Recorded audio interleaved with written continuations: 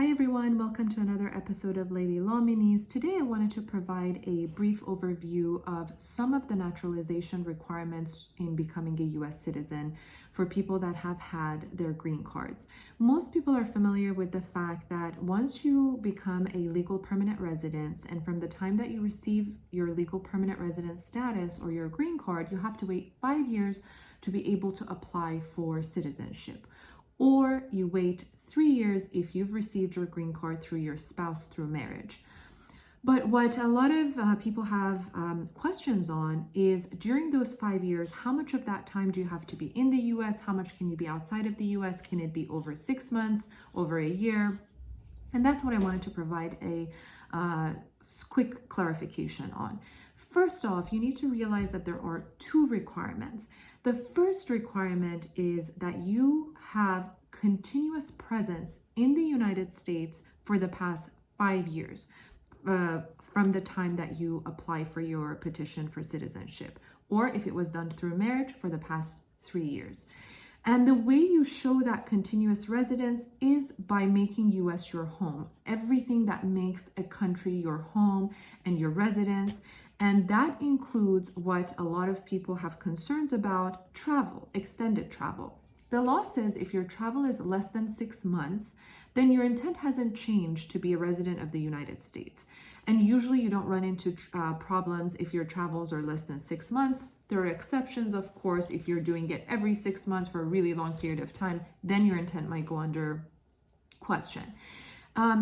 However, if you stay outside of the United States for over 6 months, but less than 1 year, then there's a presumption that you have broken this continuity of a residence and that your intent is no longer to be a resident of the United States. Then that's on the client, that's on the applicant to be able to show that even though they were outside of the United States, they have enough proof to show that there was good reason for them to be outside and that they kept their residence in the United States. And this is different case by case and in different circumstances. So those are what you need to understand when it comes to travels that are less than 1 year. Now, if you want to travel outside of the United States and you know it's going to be over a year, then that's going to be problematic, because anything over a year, then there's no longer a presumption, and it's just assumed that you have broken that continuity requirement. Therefore, a lot of people apply for a reentry permit. Make sure that if you need to do this, you apply for this when you are physically in the United States. That's the requirement that you have to make sure you abide by. Once you apply for a reentry permit, this doesn't mean that it's going to keep all your time and your residency status for citizenship and immigration purposes. What this means is you are allowed to come back in from an absence of over a year. Usually these reentry permits are good for 2 years, so as long as you come before that deadline, you're fine. But once you come in, people then have a question of what happens to all that time as far as continuous residence that I spent outside of the United States. And I will explain that towards the end of this video. Now I want to go back to the second requirement. The second requirement is physical presence. Physical presence of 2.5 years or a year and a half, respectively, for regular legal permanent residents or people that have received their green card through their spouses. That requirement doesn't mean you have to be living in the United States physically without going anywhere for the past 2.5 years. What that means is within those 5 years, past 5 years or past 3 years, half of that time you were actually physically present in the United States. That is the second requirement, that's physical presence, and it's separate and apart from continuous residence that we talked about. Now the question becomes, what happens to all that time that I was physically present in the United States? And what happens to the requirement for the continuity of my residence? What you need to understand is if you were outside of the United States and you got a reentry permit, there is a law called a 4-year and 1 day rule. And in most cases, we don't wait 4 years and 1 day to apply. In a lot of cases, you wait 4 years and 6 months.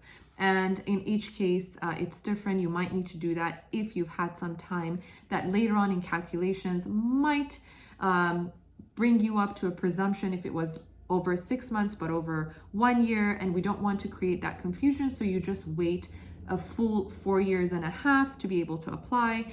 And if it was through marriage, then obviously 2 years and 1 day rule, or you wait 2 years and 6 months.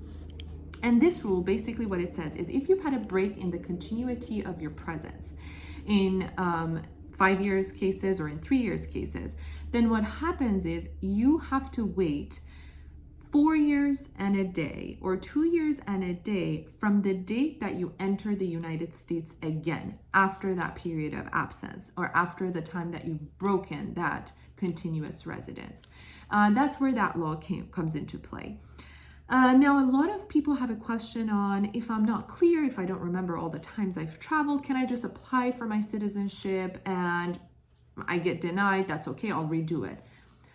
Please don't do that. We always advise our clients, most attorneys would tell you the same thing, to please sit down, take the time, get all the times right, because after September 11, airline manifests are available for review. There are other ways for immigration to be able to get your travel details. So the worst thing you can ever do inadvertently is to provide incorrect information and have that lead to an issue that you were trying to be misleading or that you took the oath to be truthful and you were not. And you don't want to do that, because then that causes a whole another issue of you perhaps not even being able to be eligible to become a citizen of the United States. Or you do not want to risk that for not having enough details, or if you're missing a couple of months, or if you're not sure.